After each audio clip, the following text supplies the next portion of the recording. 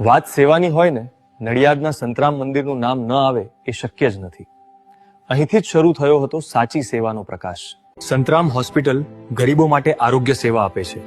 સંતરામ વિદ્યાલય અને હોસ્ટેલ્સ બાળકોને શિક્ષણ અને સંસ્કાર આપે છે. અન્ન ક્ષેત્રમાં દરરોજ હજારો લોકોને નિઃશુલ્ક ભોજન મળે છે અને વિદેશોમાં પણ સંતરામ ભક્ત સમાજ દ્વારા સેવા અને સત્સંગ થાય છે.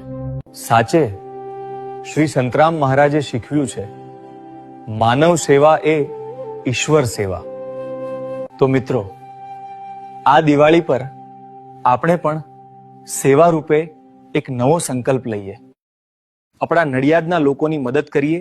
આપણા જ ગામમાં રહેતા અને વ્યવસાય કરતા ભાઈઓ બહેનો પાસેથી જ દિવાળીના સામાન લઈએ.